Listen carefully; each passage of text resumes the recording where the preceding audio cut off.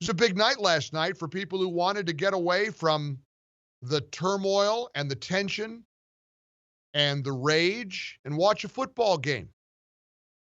And they had their season opener. There was no pregame. It's a weird year. It's an awful year. It's a mess. And they let about 16,000 fans into the stadium to see the Kansas City Chiefs and the Houston Texans to kick off the season. It was on NBC. And on the one hand, I didn't want to watch.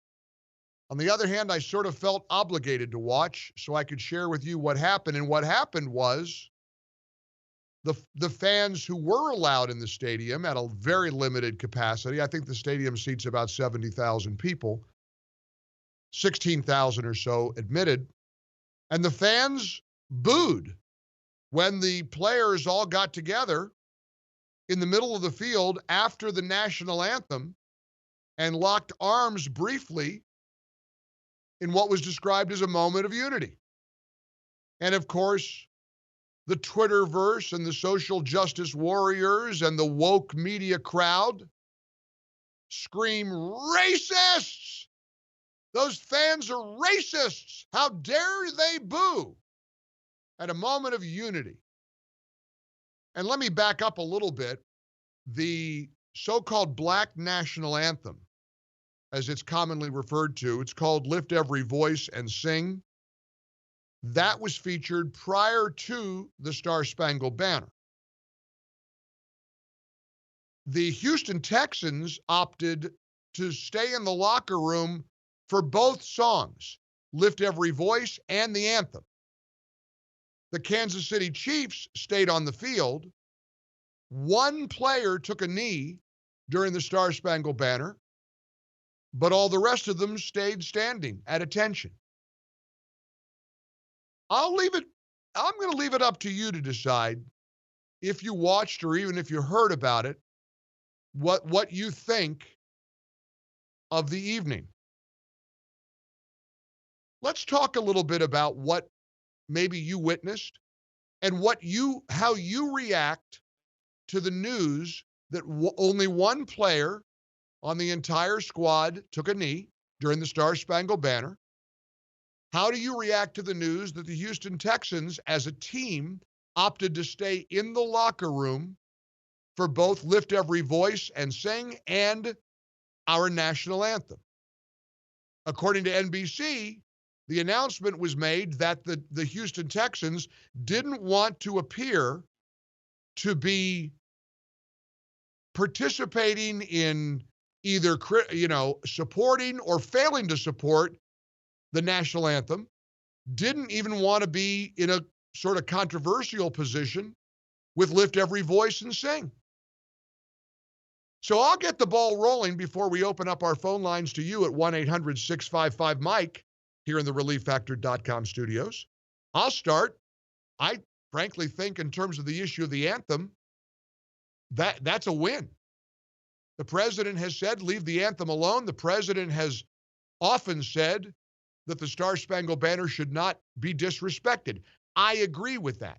For only one player to take a knee, but the rest of the players standing at attention respectfully during the national anthem, I believe that's a good thing.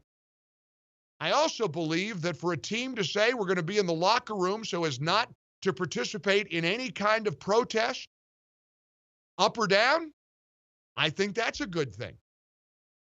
And I respect the decision made by the Houston Texans to stay in the locker room. I said that from day one. When all this Colin Kaepernick protesting of the anthem began, I've always said you should stay in the locker room. If you don't feel you can listen to our national anthem without disrespecting it, stay in the locker room. Don't hurt veterans. Don't disparage the flag. Don't damage our country that way. And that's exactly what the Houston Texans did last night. I respect that. And I'm grateful for the vast majority of Kansas City Chiefs who stood at attention during the national anthem. And I also would push back mightily at the assertion that to boo when after the whole pregame thing was all about Black Lives Matter and change and making a difference, I would respectfully say that it is asinine to accuse those fans of being racist when they were probably saying, and they were likely saying, enough, play the game.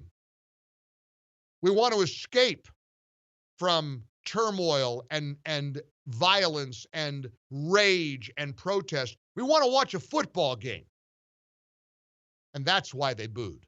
Let's see what you think, though. 1-800-655-MIKE. We're live streaming as we do every day at MikeOnline.com. We'll take you to New York City and listen in as Vice President Pence and the Second Lady talked about commemorating and prayed over the 9/11 ceremony. We will never forget.